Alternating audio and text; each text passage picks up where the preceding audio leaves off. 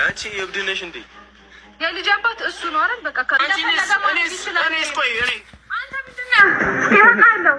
ጭራሽ አታውቂኝም? አዎ እንደውም አላውቅም።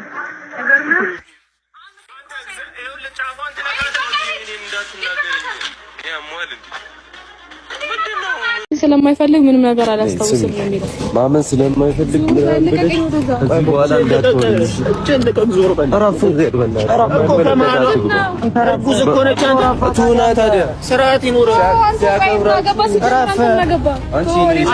አንተ ጀለምና ለቃተም እንጣላለን። ከዛሬ በኋላ አልሰማሽም። እሺ አራፍ አንተ ልጅቷን ልቀቃት።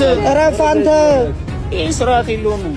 ለምከባበር ለምንድን ነው የማትረጋጋው? ነገሩን እያባባስ ያለው አንተ ነህ። በእናትህ አንተ ምን አገባህ? ሲጀመር እኮ አይመለከትም። እኔ እና እሱ ምን አንቺ ምንድን ነው ችግር አለ? አሁን ምን ታመጣለህ? እየመጣን ትናገረኛ ሰው ምንድን ነው የፈለጋችሁት እንዴ? ታይም እንዴት እንደሚያደርጋ ታዲያ ስለተጣለ ሌላ ችግር ትለጋላለህ። ምን ልታመጣ ነው? ምን ልታመጣ ነው? ምን አታውቡ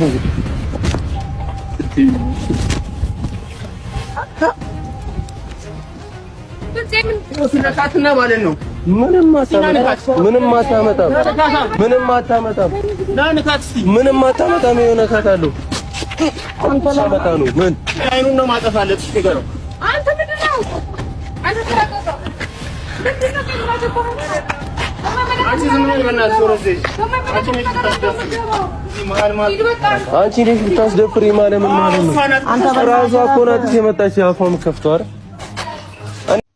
እኔ እኮ በጣም ግርም የሚለኝ የራሳችንን 2999 ችግር እንደ ተራራ ፊታችን ቁልል አድርገን የሰውን አንድ ችግር ለመፍታት የምንጋጋት ሰዎች ግን ምንድነው መጨረሻችን? እንደ ጥያቄ ስለሆነ አንዳንድ መዶሻ ጭንቅላት ያላቸው ሰዎች ሁሉም ሰው ሚስማር ይመስላቸዋል። እናም በየሄዱበት ስራቸው እየመቱ ማጥመም ነው። ምክንያቱም እነሱ ማለት የሰው መነጽር ስለሰበሩ እይታቸው የሚስተካከል የሚመስላቸው አይነት ሰዎች ናቸው። የዛሬ መልእክት ለሴቶች ስሙኝማ፣ ልብስ ልትገዙ ገበያ ስትሄዱ ልብስ በተለያየ ደረጃ ይሸጣል። ገበያ ላይ ሸራ ተነጥፎ እንደዛም ሱቅ ላይ እዛ ሸራ ተለጥፎ በሚሸጥበት ቦታ ብዙ ሰው ይገዛዋል፣ ሰውም ይበዛበታል። ምክንያቱም ርካሽ ስለሆነ። እዛ ሱቁ ቦታ ስትሄዱ ግን ሰውም አይበዛበትም፣ ልብሱም በጣም ውድ ነው። አንድ ልብስ እንኳን ለመግዛት ብዙ ብር ይጠይቃል። ያንን ብዙ ብር አውጥታችሁ የገዛችሁትን ልብስ ሰው ራሱ ዋው ያምራል ውድ ነው ይሉሻል። ያንን ርካሹ ግን አንቺ ራሱ ይሄንን ከርካሽ ከሰልባጅ ቦታ ነው የገዛሁት ያለሽ። አየሽ ልዩነቱን? አንቺም ካለ ቦታ ስትገኝ ከማይመጥኑ ሰዎች ጋር ስትይ ርካሽ ትሆኛለሽ። ሀይ ላለሽ ሁሉ ሀይ የኔ ውድ የኔ ቆንጆ ላለሽ ሁሉ ወይ አቤት ብለሽ የምትመልሽ ከሆነ ለትንሽ ለትልቁ መሳለቂያ ትሆኛለሽ።